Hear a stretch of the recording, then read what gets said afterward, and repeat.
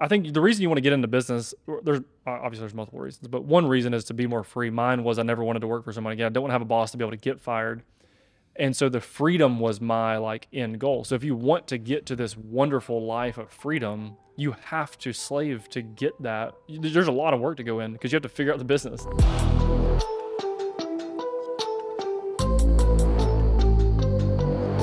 The episode with Darien Craig was so good, we broke it up into 2 parts. So the second part, we're going to open up with talking about how he got involved with the Duck Commander and that relationship and how he just liked the tea and he went on a 5-minute rant. And I'm going to let him finish the story, and you're going to love the second part with Darien Craig. You've got some micro-influencers, then you've got the big influencers. Yep. Is Brenda probably your biggest one that you work with? Well, by far, we consider her the biggest, but this maybe 2 weeks ago, we signed a contract with the Duck Call Room podcast. So now we have Uncle Si from Duck Dynasty. Oh, yeah. Uncle Si from Duck Dynasty is now representing Y'all Sweet Tea. And Brenda Gant's still the biggest, but as far as sales, but you got Uncle Si holding a glass of Y'all Sweet Tea is pretty... Now, did he find you guys? 100%. He found y'all. Yep. You didn't seek him out. So in the very, very beginning, this is the summer that all the selling out was going on. He ordered 15 bags of tea, 15 of these. So that's 150 gallons of tea. They ordered it to their warehouse. Yeah. So that was in 2021. We never made any contact with them until this year. Did you realize it was him? Yeah, based off the name. We searched we saw the name and then was like, there's no way. And then we pulled the address up and it was to the Duck Commander warehouse. And you're like, hey. It's got to be. You didn't reach out to him?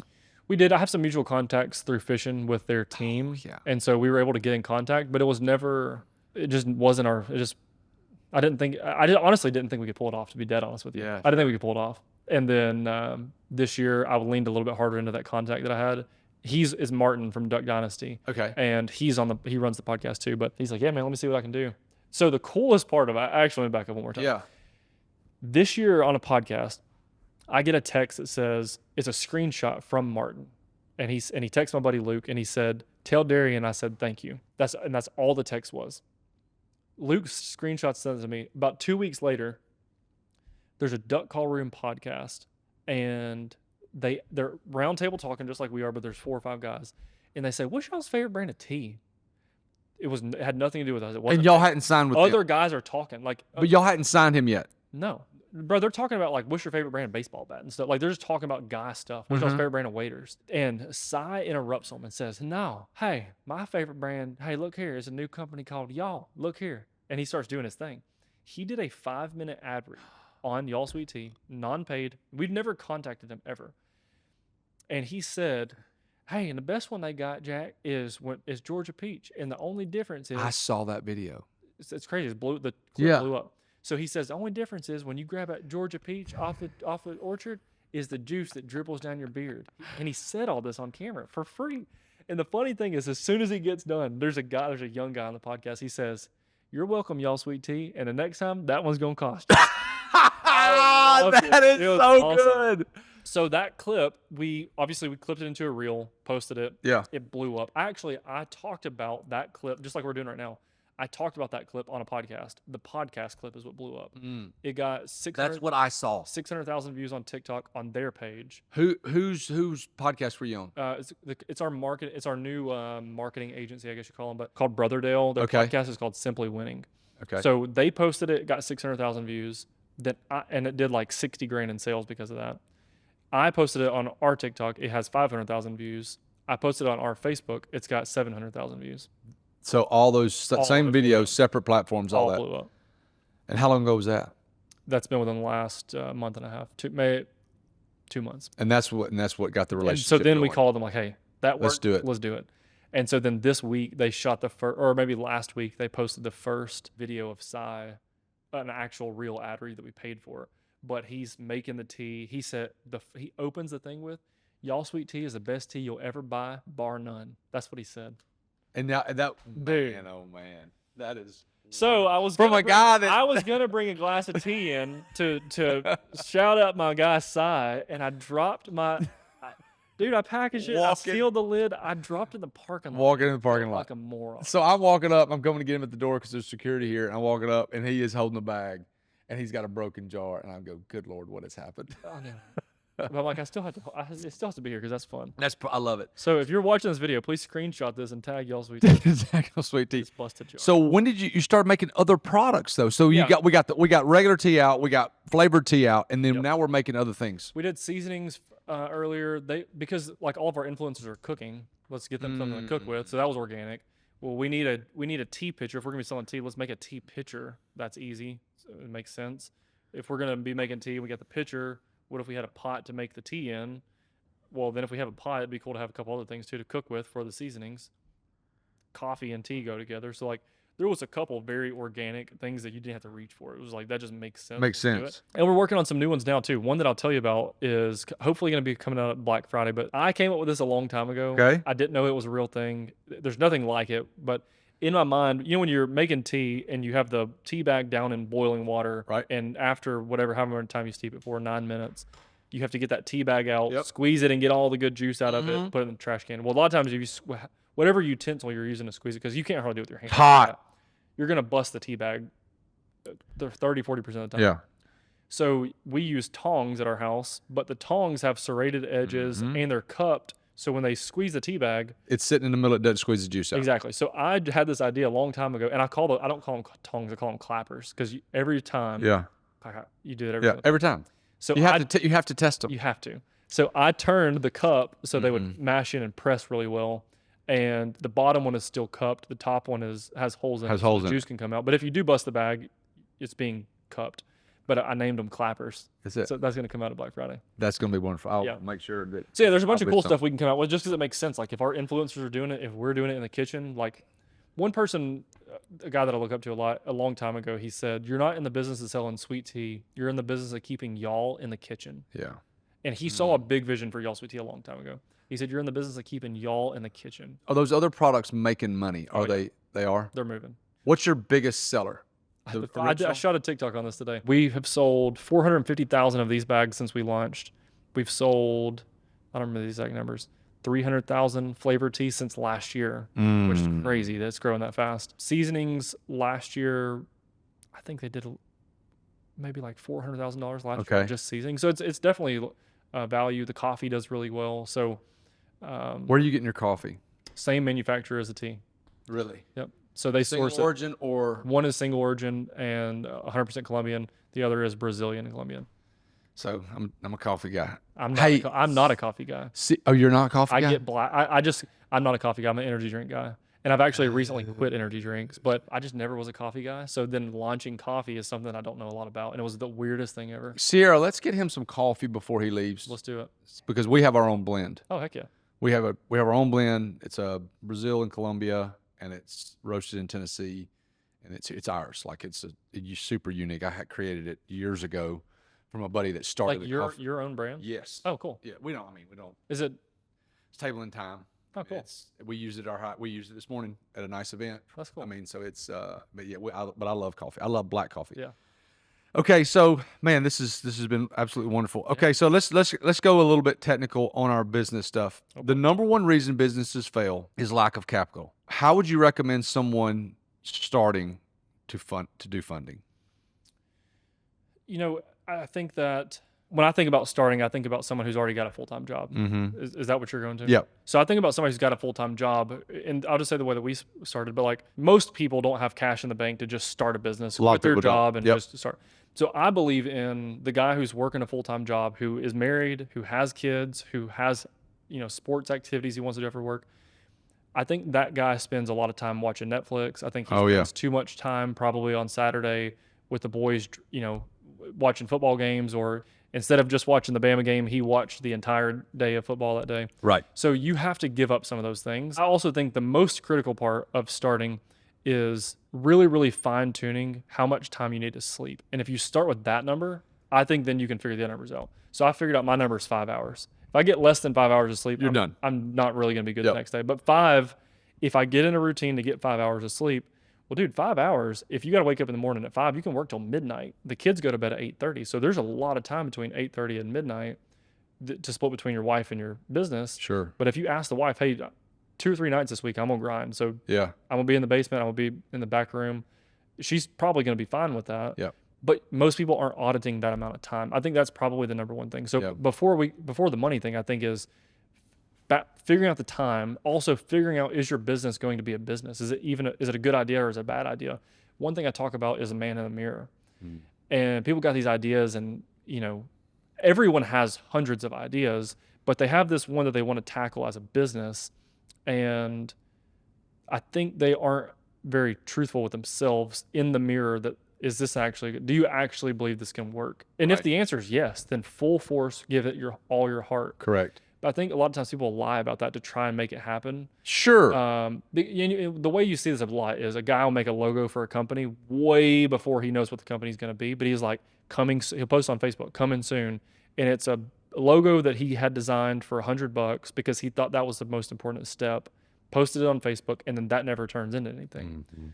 Well, I bet if you would have made that logo last, put that off to the end. Maybe you've got the name, maybe that came to you, but let's focus on let's focus on what you're going to do first. And How are you going to get people to pay you? Exactly. Is it a product? Is it a service? Yep. Whatever it is. And literally just write that stuff down. I draw this, I always forget what it's called, but like I have the original with Y'all Sweet Tea, our original business plan. It says Y'all Sweet Tea at the top, and it's one of those graphs where like there's bars that come off of it, and then a big circle. Yep. And then lines that come off of that and circles under each Yeah.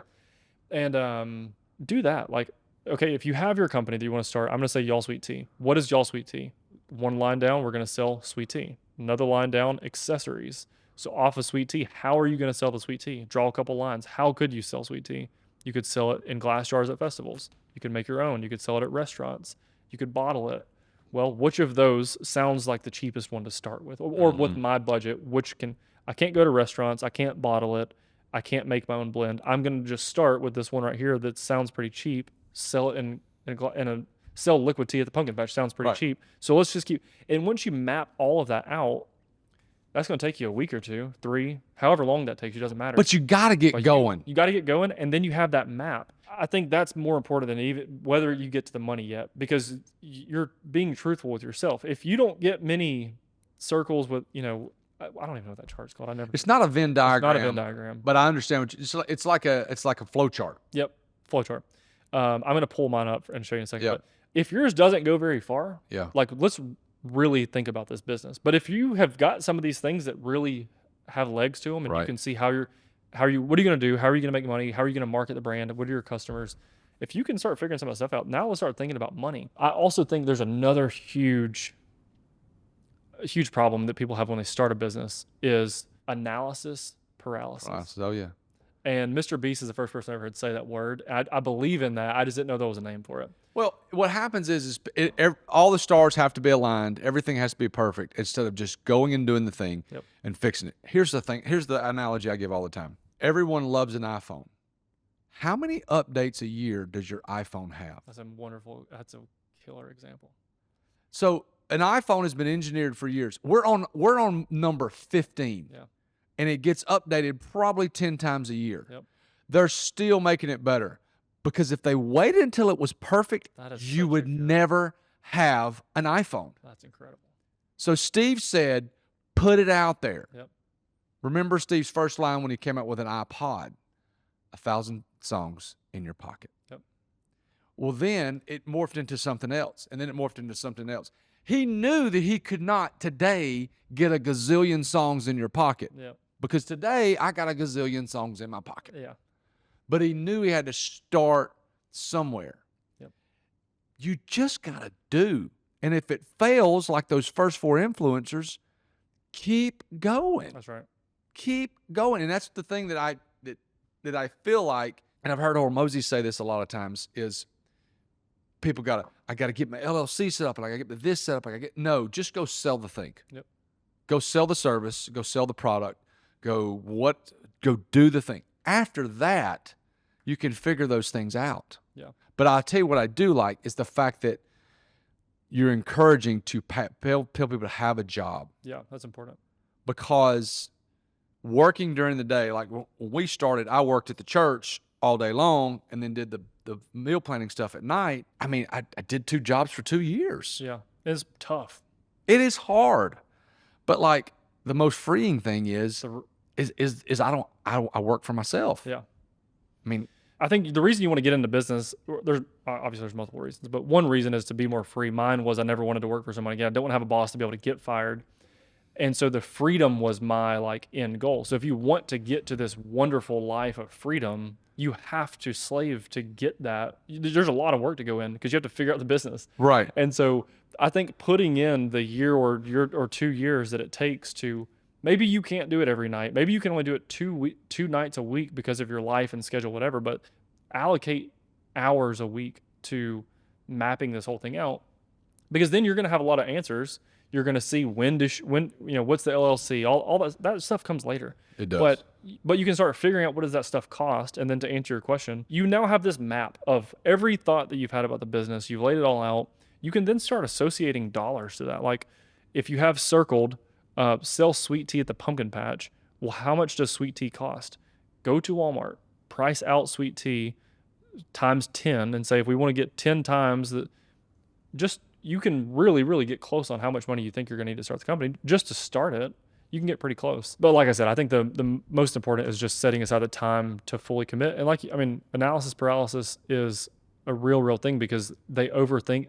That comparison was probably one of the best ones I've ever heard. Yeah. People are scared. If they don't, it's like Gary Vee says, people are scared of what other people think. Yep. And a part of who we are, we have to not give two flying craps about what people think. And there's a fine line between being a total turd on the socials and to other people and like saying, you know what, hey, I love you, Darien, but this is what I'm going to do because I really believe in this. Yeah. And they may tell you, like my dad thought I was crazy when I called him and said, hey, I'm not going to coach college football anymore. Well, what are you going to do? I don't know, but it's not this. Yeah. I didn't care because I knew in my soul that this is not the thing for me at that time. So, okay, what's the hardest part about what you do right now? I think the hardest part in the current moment, the hardest part is employees. The best thing about owning your own business is all the people. The worst thing about owning your own business is the people. You said that in one of the episodes I watched last night. It's true. The hardest part right now is employees. I think it's cool right now because we're growing really fast, so we're able to make decisions while the business is growing, and so a lot of what would be hard is now coming a little bit easier because everything's fast moving, but you're able to launch new products. The hard part is like making money. That's the hard part. So now that there is some sort of, even if it's just Facebook followers or Facebook views, there's something happening that allows us to say, what do y'all think about the clappers? And then they loved that idea. I've teased it. And they're like, yes, well, that makes my hard decision. Should I spend $150,000 on buying and like building clappers? Building it, buying it, shipping it, all of that makes that hard decision way easier because we have this audience. Same thing with flavor teas. Every time we launch a flavor tea, it's $100,000 putting the chips on the table, going all in with it, hoping that people buy it. That's an extremely, we don't have the money to make that decision. We don't have the money to lose that 100,000. However, that really hard push is made a lot easier when I asked on Facebook, how many of y'all love mangoes? And everyone's like, oh, I love mango tea, mango. Yeah. So then I'm like, well, so that's how those things are made a lot easier because of that. That's definitely still the hardest. The spending that's required to grow is definitely the hardest, but we've found a way to mitigate the risk a little bit on it. What is the next thing in your business you want to delegate? We're in the middle of delegating the content right now. So we film a bunch of content. I always want to be in the content, but I don't want our current, it's almost like a double delegation, but our content girl needs to be a little bit more of a manager. She needs more people under her. So that's what we're setting up right now. I think the next big thing that I'll probably delegate would be purchasing. I'm not quite, Brandon does some purchasing for some things, but I'm still doing all the tea, coffee, seasonings, all the big stuff that's the main stuff. Still dealing with China. I never want to lose contact with China, new product stuff, but the day-to-day the day-to-day management of like inventory in and out, purchasing in and out, that'll probably be our next hire. 2-part question. Yep. First question is a yes or no question. The second question you could expand on. Is the goal to sell this company one day? Yes. Part 2. Do you not think that it's probably more advantageous to get your face off of all the things if you're going to sell it? Yes. Because here's the thing. You want to sell it and be done. Yeah. Not have, because if you sell it and have what they call a buyout, you're their employee. Yeah. And that's the one thing you've mentioned 3 times on here that you don't want. That's right. So I agree with, I I agree with your delegation. I don't believe that. I agree with you. I need to step away at some point. I don't believe we're quite at the point yet that I have to step away from being the face of what we're doing. Brandon's in a lot of the content too, but I don't believe yet that I'm still the founder. I'm the founder of the company, and that's still an important, for the size of company that we are, that's still very important to see that I'm there. Whatever it is that I'm doing, our customers appreciate it. But however, absolutely, one of these influencers could replace me as the face or the focus point of the content instead of being me. I would not mind with the day that happens, but I think it's important to set the foundation that we're building right now. How do you invest your money outside of your business? So a lot of the money is, obviously we played in crypto for a while. Really? Made a bunch of money in crypto and then lost a lot of money in crypto. So the coolest thing I did in crypto was I turned about $2,500 into 10,000. Then I turned the 10,000 into 70,000. I say I turned. Yeah, I got. I put it in the right places and got lucky. And then the 70,000 turned into about 20. I bailed at 20. The 20 would have went up to about 50, and so I don't know if I ever broke even. I might have made 10 grand. No, you did. You put in $2,500. Yeah. I mean, you put in $2,500. Got out 20. You got it 20. Yeah. You made a 10x. 10x on your return. You're right, but in the world of crypto, it's so hard to think that way when there's this going on every day. But why crypto? I just saw what happened with a couple. I was just a fan of like seeing something trend on Twitter, and then it would take off on crypto. I was a fan of that, and seeing how one huge, massive social influencer, Dave Portnoy, some of those real big guys could influence the market so much, Elon, and just playing that fun game. I enjoyed the fun of it. We still have some money in just like regular stocks as well, but not as much as. Do you do anything outside of just the regular market? Nothing big. No real estate, nothing like that. Not yet. I want to do. I definitely have plans for it. Sure. But as of right now, I want to focus on the tea company. I think very soon we'll probably I want to buy a beach house for VRBO, and I want to do some sort of y'all theme to have the company be able to push that and buy it. Yeah. And, but I want to like have I don't know, I think it'd be cool to have a spot where I would own the property, or me and Brandon, whatever we wanted to do. But, all of our customers there, I think that'd be really cool because we would shoot a lot of content there. Sure. The paintings on the walls are like behind the scenes pictures of the company. Yeah. I think that'd be pretty cool. And then hopefully that'd be able to take off. But I don't know anything about the short-term rentals. You're saying I should stay away from it, but. Listen, here's the thing. Short-term rental, and I've said this before, short-term rental is not real estate. Short-term rental is hospitality. Yeah. And it sounds like you're not in it to make money on it. You want it for yourself, for your family, for your kids one day. And that's fine. Yeah. But you're for a place like you're going to have to rent it out because you're not going to be there all the time. Yeah, you run a business, you work 60, 70 hours a week sometimes. So you've got to have a marketing mechanism by which you can do that. Now, all that being said, your audience is bigger than the normal bear. Sure. And so you could probably sit here and say, these are just ideas I'm having as we're talking.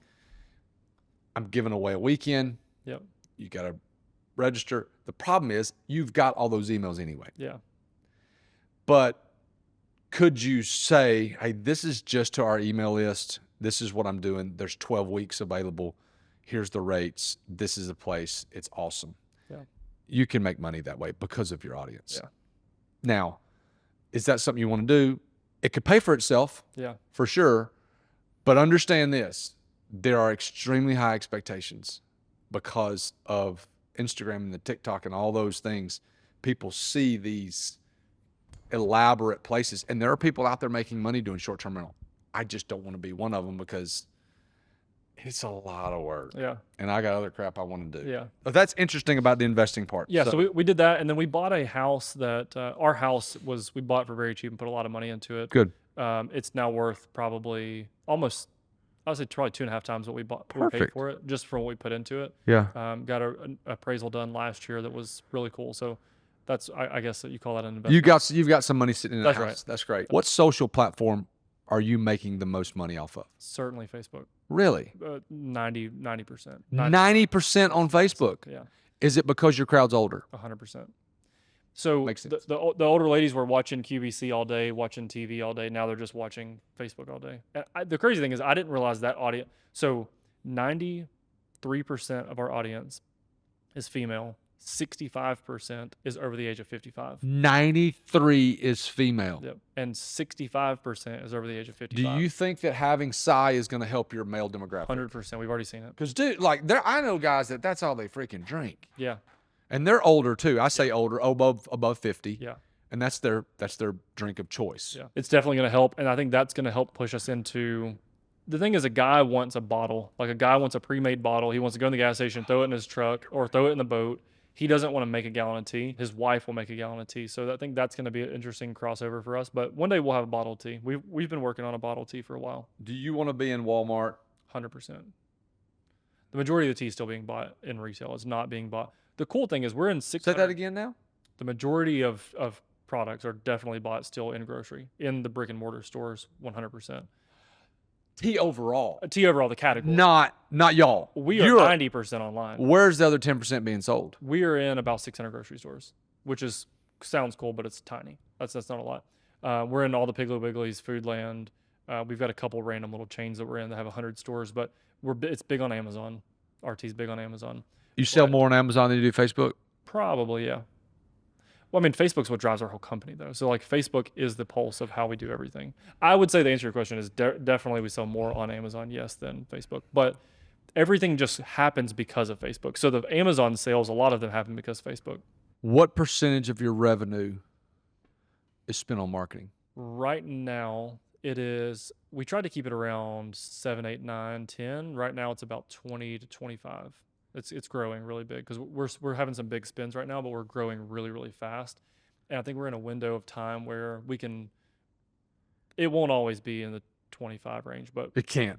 yeah, It can't, bro. I'm just telling you right now. we're going really, really hard right now. Like, No, that's great. The side thing is expensive. We just hired this really big marketing agency that's expensive. Why'd you hire them? Let's unpack this. I know we've been going a long time. We've got- Why did you do, like, here's the thing, like, why did you do that? Take it off my plate. They're only doing our Facebook ads. They're doing all of our ad content and shooting the content, but they are way better than we can do in-house. They know a lot more about ads than we know in-house. And their first 2 months, they were making an 11x return. They were. It was huge. So they're worth their The money. real deal.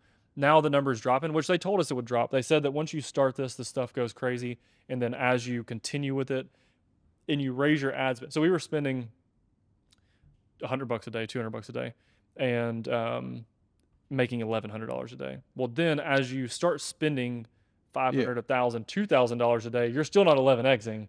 It's not dollar for dollar. It's not dollar for dollar, but what happens is the dollar number gets so much bigger that the percentage can come back down, but now you're making $300,000 a month off of it instead of, $30,000 a month off of it. The percentage was higher, but Are you doing Google ads? yes, What's better for you, Google ads or Facebook ads? Facebook times a billion. Do you think that you need to be doing Google ads? I don't think, obviously we are, but I don't think we have to. Our organic, people just search y'all sweet tea and it's a huge search. It ranks really, really high.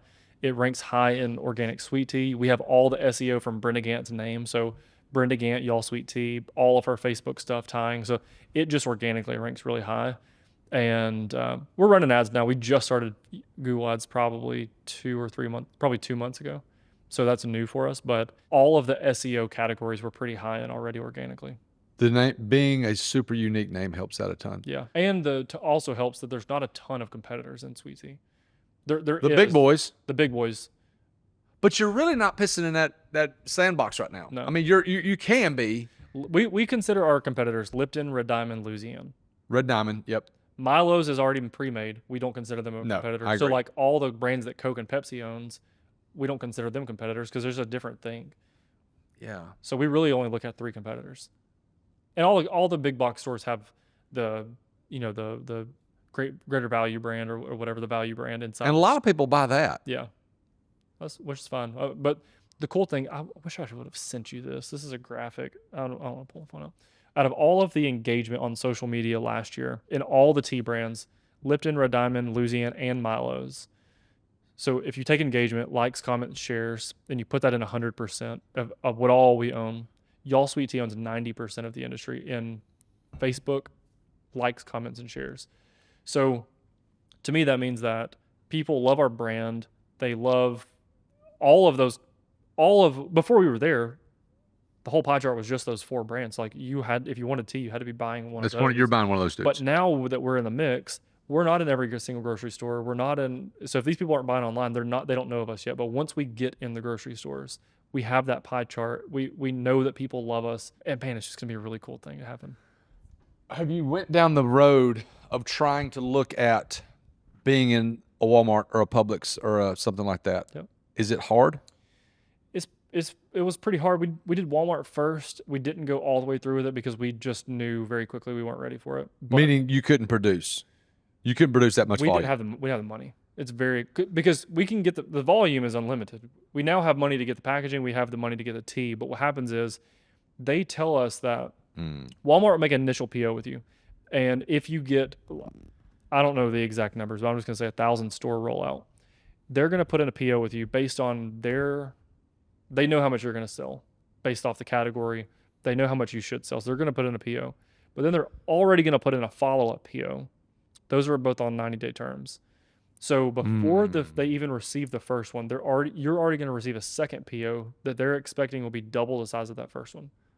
So they say that most companies can't keep up with that. It's just too much tea or whatever inventory it is.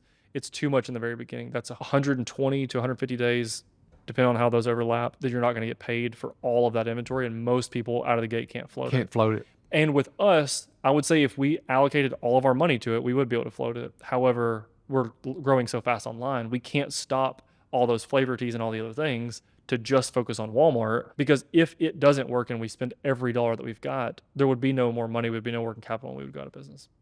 What's the answer to that? I mean, I know the answer. The answer is outside investors, but like, do you want to get diluted? Mm-hmm. The answer is off camera. Yeah. The answer is definitely bring on a partner who maybe has access to those big box stores. Help us get the conversation. So getting the phone calls is another hard part too. Like scheduling the meeting is a very hard part because. But you said you already got, well, if you already went down that road with Walmart? We got really close. We did not have the meeting with the buyer. We had a meeting with a broker who, very, very hot lead. Actually, this guy lives in Arkansas and he's next door neighbors with the buyer. So this is the hottest lead you could get. And they had meetings together. We never had meetings with the buyer, but he's just said, based off what we told him, we're not ready for it. So we basically said we'll follow up in a year and see if we can make it happen then. Hey, Sierra, we need to link him with Ari because Ari has had experience with Red Diamond and knows the route that they took to get into Publix and those things. So it's worth a 30-minute conversation with her, and she does all of our marketing for all of our companies. She's wonderful. Yeah, for sure. So we recently had a conversation with Publix. Their buying window, so they all have like small buying windows throughout the year, category evaluations. Sure.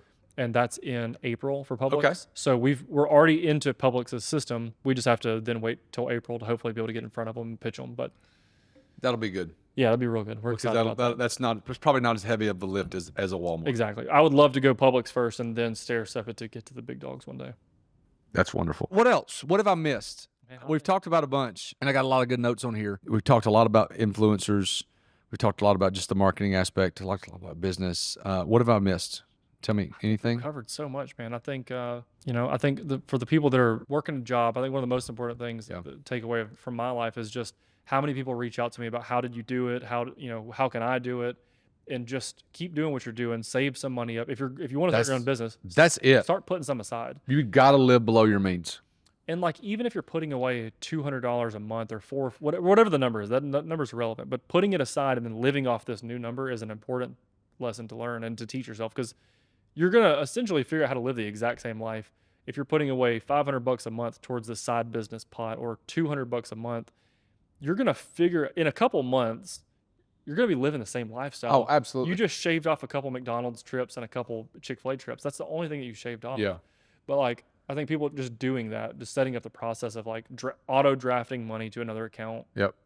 takes you a couple hours, an hour to go to the bank, whatever. Like those things people just don't set up. But a lot of it can be built overnight. A lot of it can be built at night while you're doing your full-time thing. Oh, absolutely. So Darren, this has been great. Yeah, man. I've enjoyed it. I've learned a lot, and there's a lot of things I think we can do together in the future. If someone wants to find you specifically, where's the best place for them to find you? Instagram, Darien Craig, at Darien Craig.